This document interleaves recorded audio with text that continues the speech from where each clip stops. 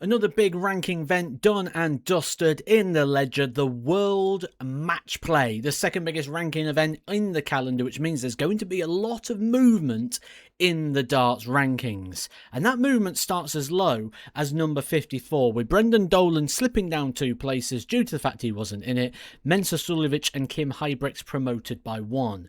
We knew before the event, we spoke about it. I cover everything you need to know in regards to rankings on this channel. If you're not familiar with rankings, if you don't know how it works, hit the subscribe, because I do videos like this after and before every big ranking event on the PDC calendar. Dimitri Vandenberg was defending big. He drops down 7 positions. He is in danger at the moment, needs to stay in the world's top 64 to keep hold of his tour card, and he will be looking over his shoulder in regards to those positions.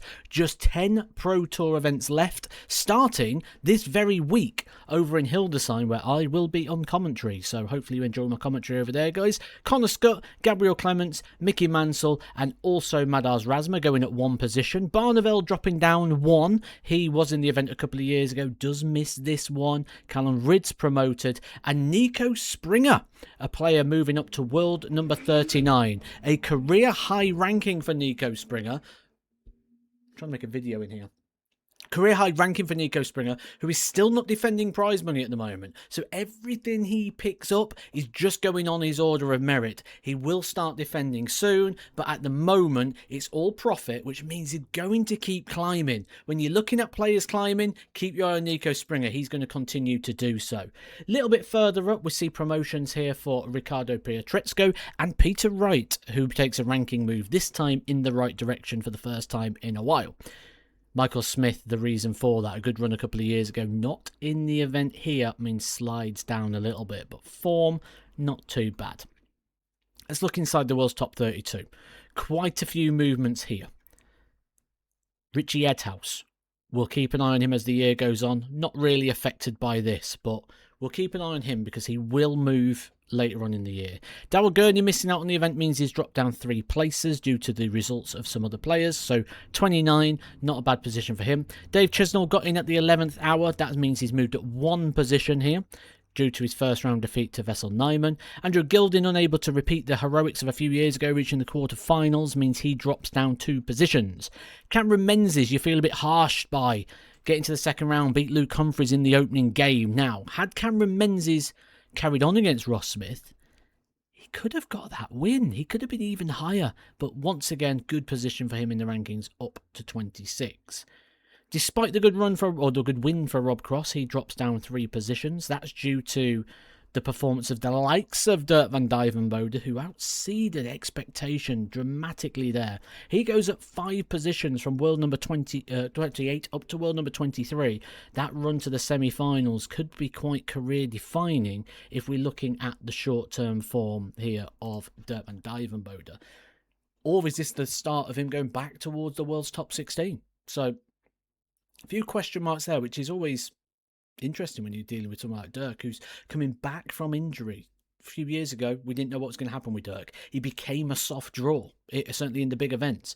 Not now. Played extremely well, especially that game against Gary Anderson. Really, really good. We move up towards the world's top 16 for Nathan Aspinall, keeping firm in that position. But the chasing pack behind didn't really produce anything that's going to close that gap. Jermaine Watamena, free hit, but only first round money. Luke Woodhouse, first round money. Schindler, Ratajski, Damon Heta, all picking up first round money, meaning they're not closing that gap on the world's top 16. Aspinall still £21,000 clear. Ross Smith would have had a few questions over him, but no issues there for him. Quarterfinals helps him out in regards to staying in his top 16 position. Questions will be asked to Chris Dobie in the near future as he slides a bit closer towards the trapdoor of the world's top 16, which is significant. Remember the benefits of being in the world's top 16. Seeding.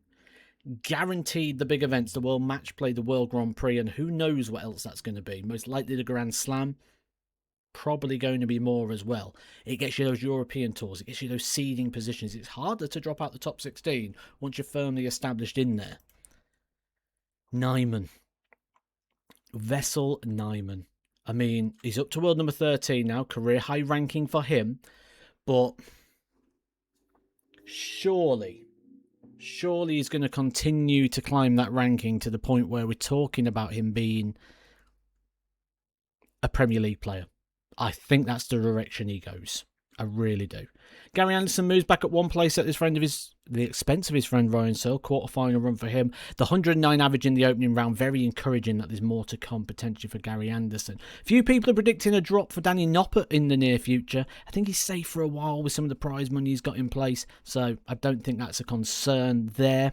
Good run to the quarterfinal for Josh Rock. Considering what happened to him in the Premier League, that's a good bounce back. But the real big story here is that of Michael van Gerwen. He hits the lowest ranking he has been, I think it was for 13 years. Michael van Gerwen, now the world number 7, drops down 3 places. Significant. It means he's no longer guaranteed the Premier League under the current rules. He would be requiring an invitation because the top 4 get those positions.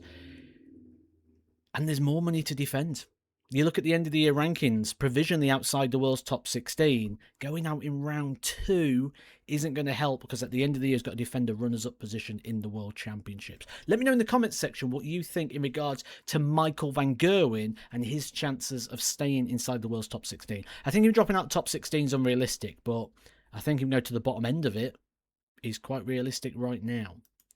No other moves at the top there. Johnny Clayton and James Wade staying firm with their couple of wins, pretty much just defending their ranking positions.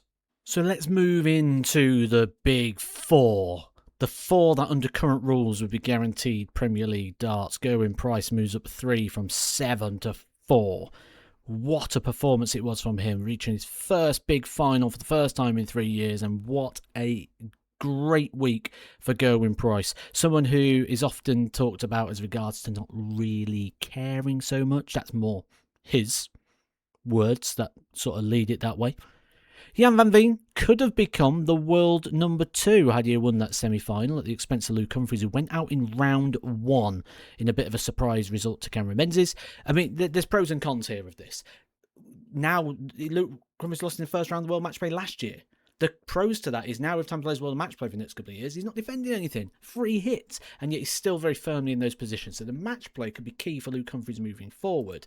Van Veen doesn't really have any big prize money to defend until next year. That's when the European Championships will be on. So he looked firmly in there as well. So we're only really talking about one position that could flip-flop, and that's the Gerwyn Price one. But it's going to take somebody to have a very deep run or pick up a title, which, as we know at the moment, is not easy to do with Luke Littler around. What a tournament he's had.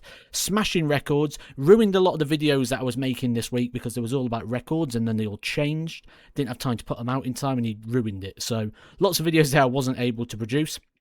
Over £3 million now in prize money for Luke Littler. To the point where if Luke Littler was to take £2 million off his prize money, which is £1 million more than the second place's prize money as things stand, he would still be world number 1. Luke Littler does not have to play darts. When we're talking about Pro Tours and Luke Littler going, he doesn't need to. Look how far clear he is. He's the world number 1. He's going to be world number 1 for a long time, that's for sure. So much so that even if we put the world number 2 and 3 together, they still don't overtake him. If we put the world number 2, 3 and 4 together, they still don't overtake him. It's ridiculous, isn't it? He's so far clear. We're talking Phil Taylor era dominance, which I didn't think was going to happen. The exciting thing, though, as well, is Luke Littler's not the only one coming off this youth conveyor belt. There's some incredible talents coming through to the point where I think he could have some good rivals over the years. Not only just what's in darts at the moment, the likes of Josh Rock, Luke Humphries, Van Veen, but there's going to be a few more breakthrough very soon as well. That's all the big ranking movers. There's going to be a lot of shakers at the end of the year.